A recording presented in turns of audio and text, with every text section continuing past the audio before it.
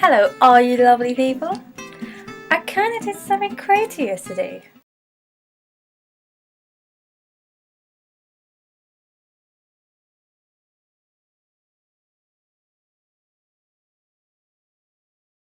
Yeah, but it turned out to be one of my greatest pieces of artwork yet, on myself that is. If you want to check out that video and how I did it all and everything like that, check out the link below.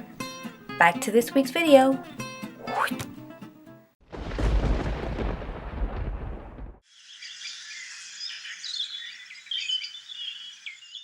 This week's video is all on films. Why do I like him so much? Love is actually a better word to use. I'm that sad. But it's true, I can't actually help that. I've grown up with them and there's still a part of my life where I just I'm gonna go home, watch a movie or something. Can't help it. I've mentioned loads of times to you that I'm a bit of a film freak. Don't believe me? Something related to movies, cause you know, I'm a... So I watched this movie the other day. As you do. So I watched this movie the other day. And it was all about the world coming to an end. Lovely. I am a movie freak. I just love movies. I told you so. So why has this made such an impact on my life? Long story short, I was bullied at school. 4 years! Don't keep it bottled up. Tell your parents, or someone that cares. And I came home each day and it kind of escaped me from reality, you know? I'd watch a really good movie and they just cheered me up. It was great. It was great like that. Obviously it came to an end and it's all because I kept it hidden for so long that it just actually took over. I did get more of a life when I went to college. Then university hit for a year and I got ill, which wasn't good. And I've had UC now, ulcerative colitis, for 6 years now. And you get kind of trapped again, you know? You've got nowhere to go. You can't go anywhere because the first thing that's in your mind is the loo. Where's the loo? I need it. So you might as well just stay at home and watch movies again. Which is not a bad thing. It's only right that all these actors and actresses put in so much effort for these movies that I am there to watch it for them. Great supporter right here. They need a life. Damn it. But you know, there are some great movies out there and I'm about to point them out to you all right now. Including my top 5. Look at that. Like it's coming right at you. Right at you. What are my top favourites? I mean, there's a few I keep, 100 or so. I've actually just got rid of a load because you see them on TV all the time. I'm sure that DVDs will just soon evaporate in time. You know, you get Netflix now and this, that and the other and it's just going to take over. It's just like, oh, I want a DVD. No, we don't sell them anymore. I have to say, do you know what? One of my favourite films actually recently. It came out 2011. I avoided it for so long because I thought it was just going to be a load of crap. But then one day there was nothing else on TV and I just watched it and I was like, oh my god, that film, have you seen it? It's Paul! Come on! It's so good. Do you know, it's got Nick Frost and Simon Pegg in it, and I thought, from the hot buzz, I thought, I'm not keen on that film. It wasn't me, I'm not into that zombie killing and, well, obviously you kill the zombies, but the whole just stupidity of it, I was like, ugh. So it wasn't really my cup of tea. I like good films, like, just saying, but that's not my... I wouldn't say that was a good film in a sense, but this is brilliant. How do they come with this?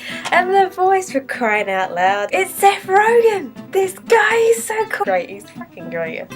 If I was in charge of giving any stars out or anything for a film or critics or anything like that, I would give this a 5-star. It's just brilliant. It's just absolutely brilliant. Go watch it now. I love 80s films. You want an 80s freak fan, this is right here.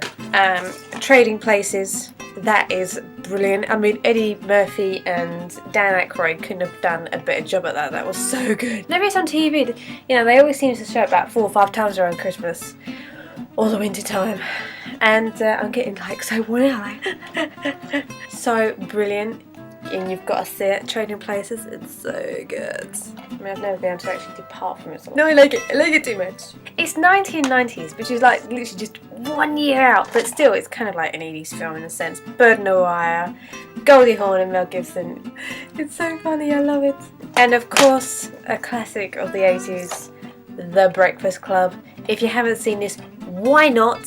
It explains everything. It just takes it all into like a sum up of how kids really are in school, and if you don't understand your kid, go watch it, because it's just going to explain a few bits, you know, and you may actually recognise one of the characters in them, which will help a lot. There's What Women Want, kind of made me want to go into advertising actually, that's my main job. You've got American Beauty. Sunday Mirror have given it a 5-star, and I would have done as well actually. It's so good.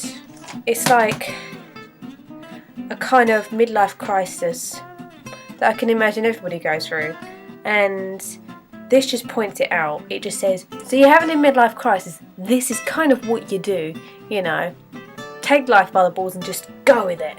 Then there's Steel Magnolias. If you want to laugh and cry at the same time, then go watch this movie. It's so good. I mean, I shouldn't really say it's so good, but it is, because I mean, it takes you on this sort of journey about all the characters in it. There's loads of people in it, like Dolly Parton, Julia Roberts, Sally Field, Daryl Hannah. We all remember her in Splash, right? There's loads of people in there and it's great, but just get ready to cry. Spoiler alert right here. Take some tissue. Take him. Go on, take him. Can I get a drum roll, please? Thank you. My top 5 films are number 5. It's gotta be Witches of Eastwick. Why? It's about 3 people that meet the new guy in the new house. Jack Nicholson plays the new guy. I'm not going to tell you what he turns into, but it's really great in a sense. And it's got Cher, Michelle Pfeiffer and Susan Sarandon, who play 3 people that meet him, kind of fall in love with the same guy. It's way cool, I swear. But they all sort of discover him and become witches in it. Eastwick is a boring town to them, and they ask for someone great to come into their lives, and it actually happens. It's like their prayers get answered, but it's a really great adventure. I really like it, so yeah. Number 4, Erin Brockovich. It's based on a true story. It's really, really good. It's got Julia Roberts in it. She discovers that people are getting ill due to some sort of water pollution or something like that, and she does this whole investigation on it. You see the journey through it, and it's really brilliant. Actually, it's one of those films that you won't mind watching time and time again, you know. You can't actually quite get enough of it. It's so good. And it's just Julia Roberts. I don't know if the real character was like this or if they just made it for the film, but the character that she plays in it, it's so good. It will make you laugh. A real good sense of humour in that film. Go watch it. How many things am I holding up? 3. Who are you gonna call? Ghostbusters! This film, it's so much fun. I'm even crying out loud. How cool would it be to actually be a Ghostbuster? Imagine if that job was actually today. Again, a great cast. Bill Murray, Dan Aykroyd, and the late Harold Ramis. You can't get rid of a Ghostbuster. Oh, Sigourney Weaver's in there too. You know, she's great. She's always been great. Have you seen Aliens? Cool. But you see all these things that happen, that if this job was real, what would be happening and stuff, and it's just great. They even made a second one, and they're actually even making a third one where it's all just women, you know. Yeah, I hope that works out. You can't beat the original. Number 2 is actually a really great love story. Wait for the title. It's called Cousins, but it's not that kind of twisted stuff. It's not wrong. Basically, there's this big gathering of people at a wedding, and you see Ted Danson and Isabella Rossellini. She's lovely. And basically, their other halves get together and cheat on them. And so they try and get them back in a way, and then they actually end up falling in love with each other anyway. So they're not actually cousins, it's just only when their parents, I'm confused. It's only like when their parents get married that they soon become, you know, it's just like a thing in the line where they say, oh, you're cousins now. You know, it's all there, I swear, but it's a really good film. Go watch it. Number 1 is... Ready for it? It is Pleasantville. And of all those great movies you just said, that's your number 1. Yep, it sure is. Why is it so great? Basically, it's about a brother and sister that get trapped into a 1950s black and white television show. They have to basically act normal until they can figure out how to get back. The brother knows the show pretty well. It's actually called Pleasantville.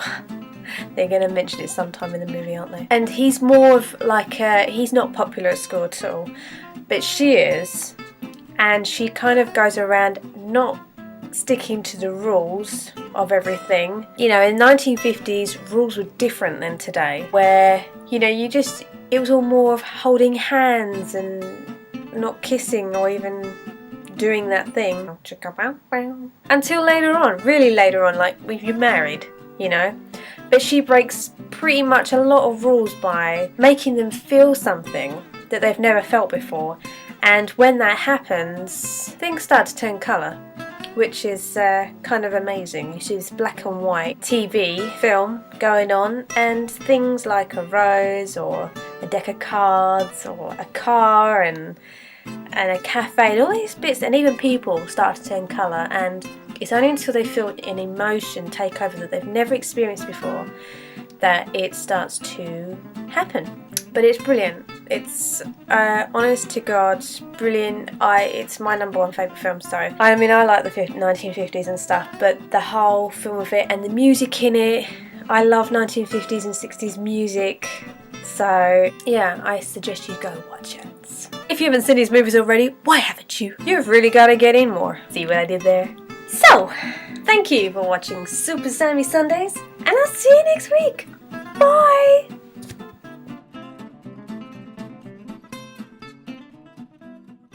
Go watch it.